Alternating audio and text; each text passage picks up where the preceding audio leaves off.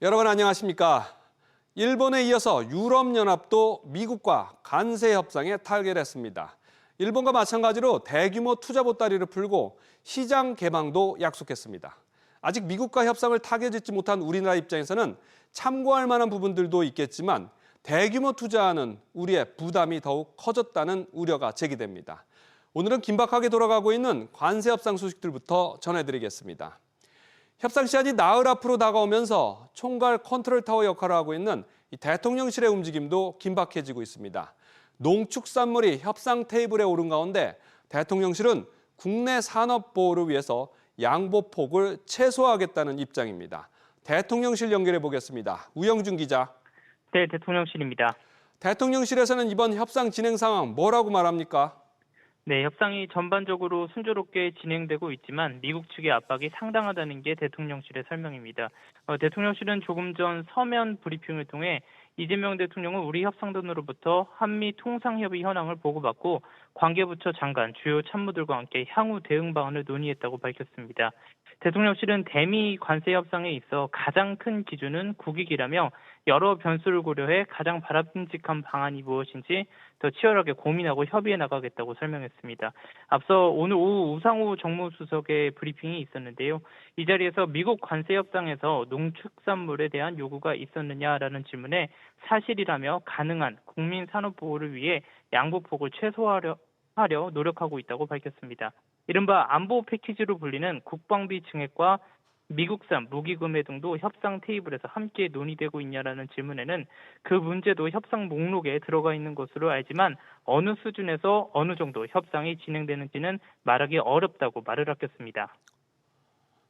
네, 이런 가운데 미국에서 협상을 벌이고 있는 김정관 산업부 장관은 미국 협상단 일정을 마쳐서 유럽으로 향했다고요? 네, 미국과 EU 간 협상차 도널드 트럼프 대통령이 스코틀랜드로 향하자 미국에서 협상 중이던 김정관 산업부 장관도 협상을 이어가기 위해 유럽으로 이동한 것으로 전해졌습니다. 앞서 우리 정부가 미국과의 관세 협상에서 미국 조선업을 다시 위대하게라는 뜻의 마스가 프로젝트를 라는 100억 달러, 우리 돈 14조 원 규모의 조선업 협력 프로젝트를 제안한 것으로 알려졌습니다. 러트닉 장관도 우리 측 제안에 상당히 만족스러워하며 긍정적 반응을 보인 것으로 전해졌습니다. 따라서 김 장관의 이번 유럽 행보는 트럼프 대통령 수행에 나선 러트닉 미국 상무부 장관과 협상을 이어가기 위한 것으로 다음 달 1일 전까지 협상을 타결하기 위해 총력전을 벌이겠다는 의지로 풀이됩니다. SBS 비주 우영준입니다. 관세 협상 마감 시한 막바지까지 몰린 우리 정부는 다른 나라보다도 강점이 있는 조선업을 협상 카드로 꺼낼 방침입니다. 세계 최고 기술력을 가진 우리 조선업 업계와 협력에 미국이 관심을 보이면서 이 조선업은 이번 관세 협상 돌파구로 급부상했고 수십조 원 규모의 조선업 협력 프로젝트를 제안한 것으로 전해졌습니다. 뿐만 아니라 농산물 시장 개방 등을 통해서도 경쟁국들과 같은 수준인 관세 15% 단판을 짓겠다는 게 정부의 구상입니다. 이어서 유정현 기자입니다. 지난 1998년 부동산 사업가였던 도널드 트럼프는 사업론이 차 한국을 찾은 김에 대우조선해양 옥포조선소도 방문했습니다. 당시 높이 100m의 골리앗 크레인을 비롯한 조선업 현장을 둘러봤습니다. 약 27년 뒤 자신의 두 번째 대통령 임기를 시작한 트럼프는 조선업에서 한국과의 협력을 강조했습니다. 이 때문에 정부도 대미 관세 협상 카드로 조선업을 올려놨습니다. 현지 설비 투자와 이를 뒷받침하는 금융 지원, 그리고 미국 내 인력 양성 등을 담은 이른바 마스가 프로젝트를 제안했습니다. 일본과하고는 달리 이제 다양한 선박을 직접 설계하고 제작할 수 있는 절차가 완성이 되어 있습니다. 고성능 용접 로봇이나 이런 것들은 우리나라가 가장 앞서 있습니다. 올 초 미국 무역대표부가 비관세 장벽으로 지적했던 쌀과 소고기 등 농산물 시장 추가 개방도 카드입니다. 다만 농축산업계의 저항을 어떻게 설득할지는 또 다른 숙제입니다. 쌀 시장과 소고기 원령 30개월 이상의 시장 개방 이슈는 예견되었던 부분입니다. 진작부터 농업계와 축산업계에 설명하고 대책을 함께 수립해 나가는 노력을 했었어야죠. 이외에도 정부는 반도체 2차 전지 같은 전략산업 협력과 미국 에너지 수입 확대도 검토하면서 막판 총력전에 나설 것으로 보입니다. SBS 비즈 유정현입니다. 앞서 뉴스 시작할 때 전해드린 대로 일본에 이어서 유럽연합도 미국과 무역협상을 타결했습니다. 이번에도 대규모 투자와 시장 개방을 약속하고 대신에 유럽산 대부분 제품의 상호 관세율을 15%로 낮췄습니다. 취재 기자 연결해 보겠습니다. 김성훈 기자, 유럽연합도 관세를 15%로 낮추는 대신 대규모 투자 보따리를 풀었군요. 네, 도널드 트럼프 대통령은 현지 시간 27일 스코틀랜드 턴베리에서 우르줄라 폰데어 라이엔 EU 집행위원장과 직접 만난 뒤 EU에 15% 관세를 부과하는 무역협정을 타결했다고 밝혔습니다. 당초 통보받은 30%의 절반이고 일본과 같은 수준입니다. 현재 27.5%인 자동차 관세 역시 15%가 적용됩니다. 또 항공기와 반도체 등 일부 전략 품목에는 관세를 부과하지 않기로 합의했습니다. EU는 대신 미국에 막대한 투자 보따리를 건넸는데요. 트럼프 대통령은 EU가 연간 2,500억 달러씩 향후 3년간 모두 7,500억 달러, 우리 돈 약 1,038조 원 규모의 미국산 에너지를 구입하고 미국산 군사장비도 더 사들이기로 했다고 말했습니다. 이와는 별도로 총 6천억 달러, 약 830조 7천억 원에 달하는 신규 투자도 약속했다고 밝혔습니다. 이런 가운데 미국이 반도체 품목 관세 발표도 예고해서 우리 주력 품목들 줄줄이 비상이 걸리게 생겼어요. 네, 하워드 러트닝 미 상무장관은 무역확장법 232조에 근거해 반도체 관세를 2주 후에 발표할 것으로 예상한다고 말했습니다. 무역확장법 232조는 국가안보에 위협이 된다고 판단될 경우 대통령 권한으로 관세 조치권을 행사할 수 있는 내용인데 철강 관세 등에도 이 조항이 활용됐습니다. 현재 미 상무부는 관세 부과를 위해 반도체 기판과 웨이퍼는 물론이고 반도체 제조 장비 부품까지 포괄적으로 조사 중인데요. 조사 대상 전체가 관세 대상이 된다면 삼성전자와 SK 하이닉스 등 반도체 제조업체뿐 아니라 반도체를 부품으로 완제품을 생산하는 전자 부품업계도 관세 영향권에 들 전망입니다. SBS 비즈 김성훈입니다. 네, 미국과 최종談判을 앞두고 촉박한 시간만큼이나 신경 쓰이는 게 바로 다른 나라들이 받아든 관세 협상 결과물입니다. 일본이나 EU 같은 경쟁국들만큼 관세 합의에 실패해서 불리한 협상 결과를 받아들일 경우 우리 제조업은 재앙 수준의 타격이 불가피하다는 전망입니다. 이 내용은 안지혜 기자와 살펴보도록 하겠습니다. 자, 안 기자, 우리나라도 15% 관세를 마지노선으로 보고 있는 거죠? 그렇습니다. 앞서 들으신 것처럼 간밤 미국이 유럽연합과도 이제 관세 협상을 타결을 했습니다. 당초 통보했던 상호 관세율 30%에서 15%로 낮추고 자동차 품목 관세도 25%에서 15%로 내리기로 했는데요. 앞서 협상한 일본의 관세율과 같은 수준입니다. 우리 정부 입장에서도 15%라는 숫자가 반드시 사수해야 할 어떤 레드라인이 됐다고 볼 수 있습니다. 만약에 말입니다. 우리나라 협상이 잘 안 돼서 우리나라 지금 관세 부과된 25%가 유지되거나 또 경쟁국인 일본보다 더 높게 되면 어떻게 되는 겁니까? 상당히 곤란해지는데 산업적으로 한국이 일본과 경합 중인 그런 분야들이 많습니다. 그 중에서 특히 이제 당장 완성차가 타격권인데요. 미국 시장에서 한국은 일본, 유럽연합과 더불어서 빅3 자동차 수출국으로 치열하게 경쟁을 하고 있습니다. 우리만 높은 관세율은 미국 시장에서 한국차의 가격 경쟁력을 자연스럽게 떨어뜨릴 수밖에 없고 경쟁 구도가 완전히 재편될 가능성도 있습니다. 무역협회의 경우에는 관세가 역전되면 한국차의 대미 수출이 최대 22%까지 감소할 수 있다라고 전망을 했습니다. 완성차가 그렇게 된다면 협력 업체들인 우리 부품업계도 무사하지 못하겠군요. 그렇죠. 이미 좀 도미노 타격에 긴장을 하고 있는 상황입니다. 당장 현대차가 이제 미국 고율 관세에 대한 해법으로 200여 개 부품에 대해서 최적의 조달 방안을 검토하고 있다라고 밝혔기 때문입니다. 재료비, 가공비 절감은 물론 부품 소싱 변경을 추진하여 생산 효율화를 통한 근본적인 대응을 지속하겠습니다. 전략적인 부품 현지화를 추진하고자 합니다. 지금 현재 부품 소싱 다변화를 위해서 TFT를 가동 중에 있습니다. 실제로 현대차그룹의 미국 현지 조달 체제가 굳어질 경우에는 국내 자동차 부품업계의 납품액, 순감이 불가피한 상황인데요. 지난해 국내 부품업계의 완성차 업체 납품 총액이 72조 원 규모가 됐는데 이 중에 현대차와 기아의 비중이 90%에 육박할 정도로 절대적이었습니다. 자동차 부분 영향은 그렇고요. 자동차 이외의 다른 수출 분야는 어떻게 되는 겁니까? 네, 다른 부분은 사실 일본이 우리나라랑 수출 구조가 상당히 유사해서 기계류뿐만 아니라 전기전자 제품, 화학공업 제품들도 줄줄이 다 타격권입니다. 지난달 대외경제정책연구원은 미국이 예정대로 한국에 상호관세를 부과하면 한국의 실질 GDP가 0.3에서 0.4%까지 감소할 수 있다라고 밝혔는데요. 시점상 심지어 이 분석에는 일본이나 EU와 미국 간의 관세 협상 결과는 반영되지도 않았습니다. 그러니까 우리도 일본만큼 관세율을 낮추지 못하면 수출 위축에 따른 실제 GDP 손실은 더 커질 것으로 전망됩니다. 네, 관세 협상 잘 풀어야겠군요. 안 기자 수고했습니다.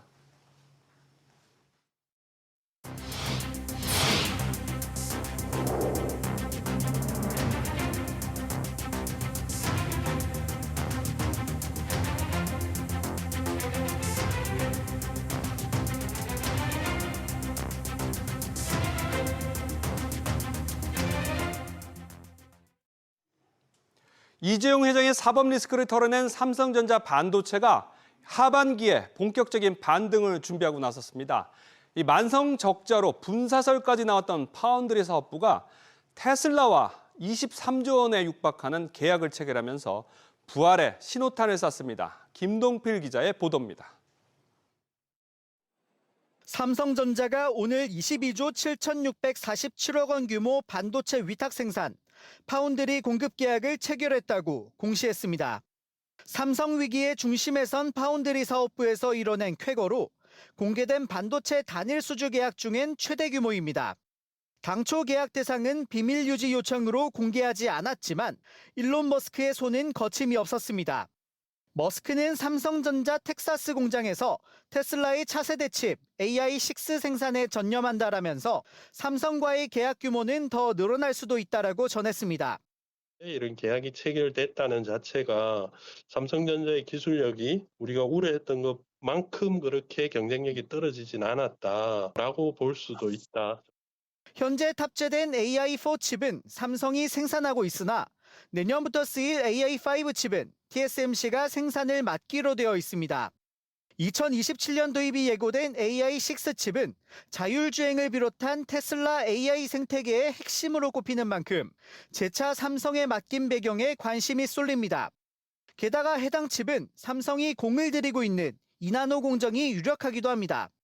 삼성의 가능성을 보고 테슬라와 삼성이 같이 성장을 해보자 이런 의미가 클 것 같습니다. 고객 확보를 함으로 해서 미국 투자, 기술적인 안정성, 고객을 더 추가적으로 확보할 수 있는 기회가 생긴 거죠. 적자 터널을 거쳐 기회를 잡은 삼성 파운드리가 이를 계기로 도약할 수 있을지 관심을 모읍니다. SBS 비즈 김동필입니다. 이 같은 대규모 수주 소식이 전해지면서 삼성전자 주가는 오늘 날아올랐습니다. 11개월 만에 7만 원대로 올라섰고 대장주가 급등하면서 코스피도 나흘째 오르며 3,200대를 회복했습니다. 이어서 오서영 기자입니다. 코스피는 지난주 금요일보다 0.5% 가까이 오른 3,209.52에 거래를 마쳤습니다.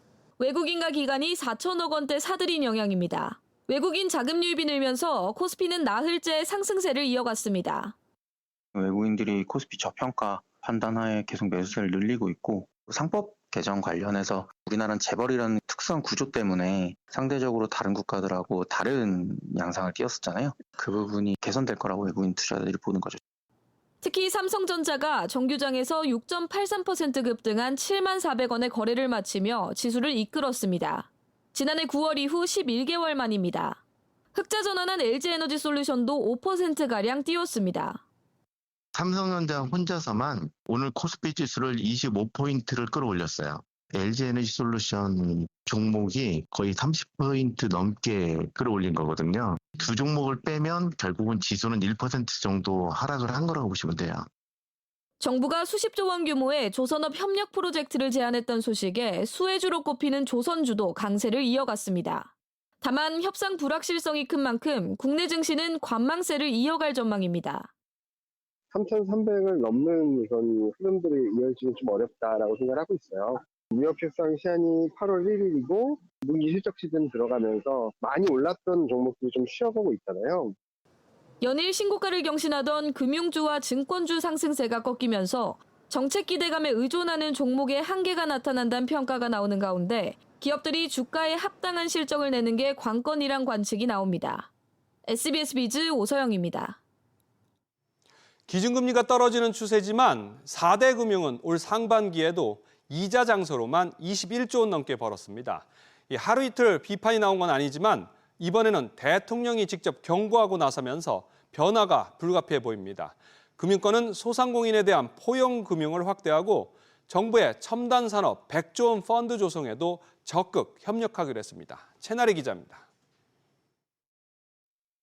4대 금융의 올 상반기 이자 수익이 21조 원을 넘겼습니다. 금리 인하기에 접어들면서 줄어드는 게 자연스럽지만 오히려 지난해보다 1.4%나 늘어난 규모입니다.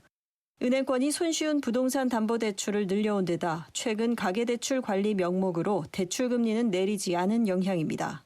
하지만 대통령이 직접 은행에 막대한 이자 장사에 제동을 걸면서 체질 개선에 불이 떨어졌습니다. 금융당국이 은행을 포함한 금융권을 긴급 소집했고 생산적 금융 공급을 주문했습니다. 가로막던 법과 규제, 감독 관행을 바꿔줄 테니 외면해오던 미래 첨단 산업과 벤처기업, 자본시장, 지방 소상공인 등에 적극 자금을 공급하라는 겁니다. 시중자금의 흐름을 부동산이 아닌 새로운 분야로 돌리기 위해서입니다. 특히 주택담보대출 위험 가중치는 현행보다 올리고 기업대출 위험 가중치는 낮추는 제도 작업에 착수했습니다. 기업 대출 태도라던가 이런 것들이 좀 더 호의적으로 바뀔 가능성이 높다고 할 수 있겠습니다. 생산성 있고 충분히 성장할 수 있는 기업인데 그동안 대출을 받기가 좀 더 어려운 상황에 있었다면은 이번 조치를 통해서 그런 기업들이 대출을 받기가 쉬워질 가능성이 있는 거죠. 금융권은 곧 조성될 첨단, 벤처, 혁신기업 투자를 위한 민관합동 100조 원 규모 펀드 조성에도 적극 협력할 계획입니다. 다만 오늘 금융주는 이자 수익 축소와 기업 대출 확대에 따른 부담 우려에 일제히 하락했습니다. SBS 비즈 최나리입니다. 그런가 하면 올해 상반기 건설업 부진 영향으로 지역 경제는 전반적으로 정체된 흐름을 보였습니다. 설비 투자 역시 대부분 지역에서 정체됐는데 자세한 내용 취재기자 연결해 알아보겠습니다. 이한나 기자, 특히 건설업 상황이 전국적으로 안 좋았어요. 네, 그렇습니다. 한국은행의 7월 지역경제보고서에 따르면 올해 상반기 건설업 생산이 모든 권역에서 줄었습니다. 한 해는 건설공사비 부담, 누적된 주택 미분양, 대내 불확실성 확대 등으로 그간 수공 감소가 이어진 데다 신규 수주도 부진했다고 설명했습니다. 이런 영향으로 주택 매매 가격은 수도권을 뺀 모든 권역에서 떨어졌습니다. 서비스업 생산도 수도권에서만 금융, 보험업과 부동산업이 증가하며 전기 대비 소폭 늘었는데요. 제조업 생산은 수도권의 경우 반도체 생산이 높은 수준을 이어갔고요. 충청권과 동남권, 호남권은 철강과 석유화학이, 글로벌 공급 과잉의 영향으로 생산이 줄었습니다. 대경권과 강원권은 각각 휴대폰 부품과 철강 중심으로 소폭 감소했습니다. 한은은 하반기에는 정치적 불확실성 완화와 소비심리 회복 등에 힘입어 대부분 권역에서 생산성이 소폭 증가할 것으로 전망했습니다. 소비와 투자는 어땠나요?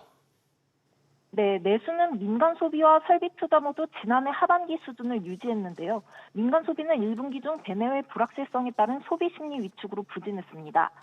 다만 2분기 들어 소비 심리 개선으로 반등하면서 보합세를 보인 가운데 충청권과 제주권은 소폭 감소했습니다. 설비 투자는 반도체 등 일부 산업을 제외하면 글로벌 통상 정책 변화에 따른 불확실성 확대로 보수적인 투자 기조를 이어가면서 작년 하반기 수준에 그쳤습니다. 권역별로 보면 동남권은 소폭 증가했지만 대경권, 강원권은 소폭 감소했습니다. 나머지 권역에서는 보합세를 보였습니다. SBS 비즈 이한나입니다. 알뜰폰 업체는 이통 3사의 망을 이용해서 고객 서비스를 제공합니다. 그런데 SK텔레콤뿐만 아니라 그 망을 이용하는 알뜰폰 업체들 역시 지난 해킹 사태 이후에 고객들이 대거 이탈했습니다. 이 때문에 SK텔레콤과 알뜰폰 업체가 이 이탈 고객에 대한 손실을 어디까지 인정할 것이냐를 두고 공방을 벌일 것으로 보입니다. 김한나 기자가 취재했습니다. 한 알뜰폰 업체는 이번 달 SK텔레콤 해킹 사태 보상금으로 수천만 원을 지급받습니다. 해당 안에는 유심비와 택배비, 인건비가 포함됐습니다. 다만 SK텔레콤이 알뜰폰 업체와 보상안을 두고 개별적으로 논의를 진행하는 만큼 기업마다 요구가 다르다는 점이 변수입니다. 익명을 요구한 한 알뜰폰 업체는 SK텔레콤에 이탈 고객에 대한 손실분이 담긴 배상안을 전달할 예정이라고 밝혔습니다. 해당 업체는 해킹 이후 15% 이상 줄어든 이용자 수를 계산해 피해 규모를 산정했습니다. SK텔레콤 측에서 알뜰폰 사업자로부터 받은 유심 정보를 안전하게 보관을 안 했죠. SK텔레콤은 서버에 접근할 수 있는 관리자 아이디와 비밀번호를 평문으로 저장하고 있었다는 것이 드러났거든요. 두 가지를 근거로 해서 손해배상을 청구할 수 있습니다. 위약금 면제에 5천억 원 규모 보상 패키지를 마련한 SK텔레콤 측이 알뜰폰 사업 손실까지 부담할 경우 수습 비용은 더 늘어날 것으로 전망됩니다. SBS 비즈 김한나입니다. 우리 국민들의 일상생활은 5년 전보다 더 피곤하고 고독해졌습니다. 지난해 국민 평균 수면 시간은 조사 이래 처음으로 줄었고 취업난을 겪는 20대는 3명 중 1명꼴로 점심으로 혼밥을 했습니다. 지웅배 기자, 지난해 우리 국민들의 수면 시간 얼마나 됐나요? 네, 통계청은 오늘 지난해 생활시간 조사 결과를 발표했는데요. 국민 하루 평균 수면 시간은 8시간 4분이었습니다. 직전 조사인 5년 전보다 8분 줄어든 셈인데요. 1999년 조사가 시작된 이래 첫 감소세입니다. 잠을 못 이룬 사람 비율도 11.9%로 5년 사이 두 자릿수로 올라섰습니다. 아울러 일은 3시간 7분, 학습은 47분으로 각각 6분, 5분씩 감소했습니다. 이의 경우 시간대별로 보면 5년 전과 비교해 오전 일부 시간대엔 근무 비율이 높아졌습니다. 반면 11시부터는 이게 역전돼서 확연히 근무 비율이 뒤처지는데요. 특히 퇴근 시간 무렵인 오후 5시에서 7시 사이에서 비중이 크게 차이가 났습니다. 대신 영상을 보거나 인터넷 이용이 늘었죠? 그렇습니다. 미디어 이용 시간은 2시간 43분으로 직전보다 17분 늘어났습니다. 이와 함께 영상을 보는 시간이 여가 시간에서 차지하는 비중도 늘었는데요. 평일이 40.4%, 토요일이 44.2%로 각각 2배 넘게 뛰었습니다. 이 밖에 식사 비율은 줄어드는 가운데 혼밥 비율이 늘어난 점도 눈에 띕니다. 끼니별로 보면 아침이 67.7%에서 63.7%로 가장 크게 줄었고요. 혼밥 비율은 아침, 점심, 저녁 골고루 늘었습니다. 특히 20대 점심이 6%포인트 넘게, 30대 아침이 9%포인트 가까이 비중이 늘어났습니다. SBS 비즈 지웅배입니다. 연일 숨이 컥컥 막히는 폭염이 밤낮으로 이어지고 있습니다. 이렇게 폭염 상황이 심각해지면서 정부가 체감온도 35도를 넘기면 야외 작업을 멈추게 하라는 긴급 지시를 내놨습니다. 기록적인 고온에 우스갯소리로 모기까지도 작업을 중단할 정도라고 하는데 취재 기자 연결해서 상황 짚어보겠습니다. 정광훈 기자. 네, 정광윤입니다. 이달 중순부터 이런 폭염 때 작업을 일정 시간 중단할 수 있는 지침이 시행이 됐는데 오늘 처음으로 지시가 나왔군요. 네, 김영훈 고용노동부 장관은 전국 지방관서장에게 체감온도 35도 이상일 때는 야외 작업을 중단하거나 작업 시작 시간대를 적극 조정하도록 지도하라고 긴급 지시했습니다. 33도 이상 폭염 작업 시 2시간마다 20분 이상 휴식하도록 이미 규정돼 있지만 더 적극적인 조치가 필요하다고 본 겁니다.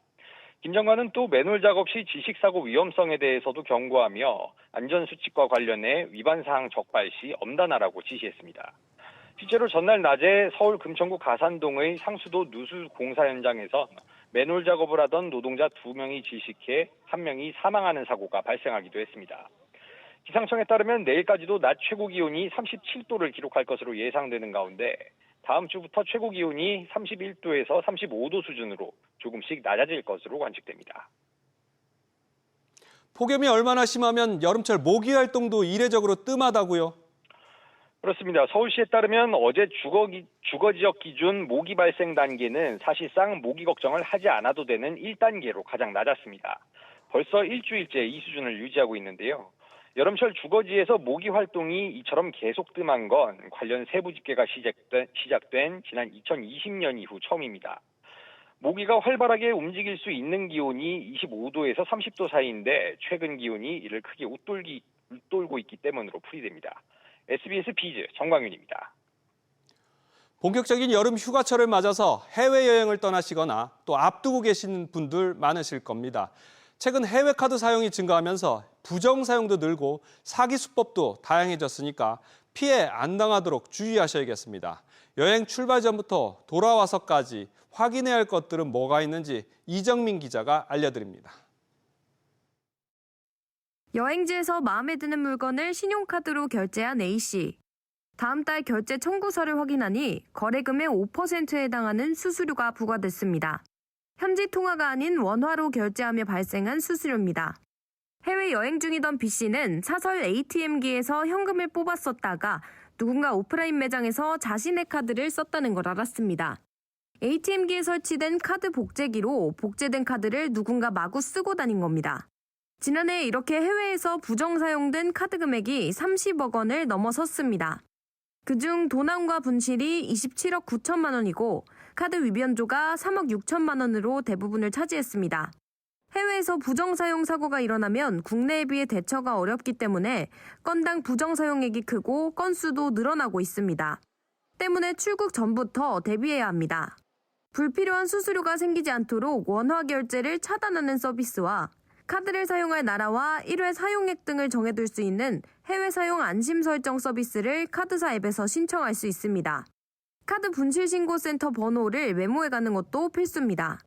여러 장 신용카드를 분실하셨더라도 카드사 한 곳이나 연락하면 일괄해서 분실 신고를 처리하실 수 있습니다. 귀국 후에도 카드사의 해외 출입국 정보 활용 동의 서비스를 신청하면 카드 정보 유출 등에 따른 부정 사용을 예방할 수 있습니다. SBS 비즈 이정민입니다. 폭염 속에 본격적인 휴가철을 맞아서 각종 여름 용품들도 많이 구입하실 겁니다. 그런데 관세청이 조사를 벌인 결과 12만 개에 달하는 제품들이 안전을 담보할 수 없어서 수입이 차단된 것으로 나타났습니다. 이정민 기자, 주로 어떤 제품들이 적발됐습니까? 네, 이른바 선풍기로 불리는 휴대용 선풍기나 수영복이 특히 많았는데요. 관세청이 지난달 여름철 많이 쓰이는 수입 제품 27종을 집중 검사한 결과 내장 배터리에 문제가 있는 휴대용 선풍기가 4만 2천 점, 수영복은 1만 8천 점이 부적합한 것으로 적발됐습니다. 이어 무선 이어폰과 물놀이 용품이 뒤를 이었습니다. 전기용품과 생활용품, 어린이 제품을 대상으로 생산 설비 등의 안전성을 검증한 KC 인증을 받지 않은 제품들이 많았는데요. 선풍기는 물론이고 튜브와 같은 어린이용 물놀이 용품 중에서도 미인증 제품이 나왔습니다. 심하게는 인증받지 않은 어린이 수영복에 KC 인증이 허위 표기돼 있기도 했습니다. 주로 인증을 안 받고 수입하려던 제품들이 많았군요. 그렇습니다. KC 인증을 받지 않았거나 인증받은 것과 다른 모델을 수입한 제품이 6만 9천 점으로 전체의 57.5%를 차지했습니다. 이렇게 통관 단계에서 적발된 물품은 우선 통관이 보류됩니다. 보류된 물품에 대해 수입자가 안전 인증을 받으면 통관이 가능하지만 그렇지 못한 제품은 폐기되거나 외국으로 반송됩니다. 관세청은 제품을 살 때 KC 인증 마크 부착 여부를 꼭 확인할 것을 당부했습니다. SBS 비즈 이정민입니다.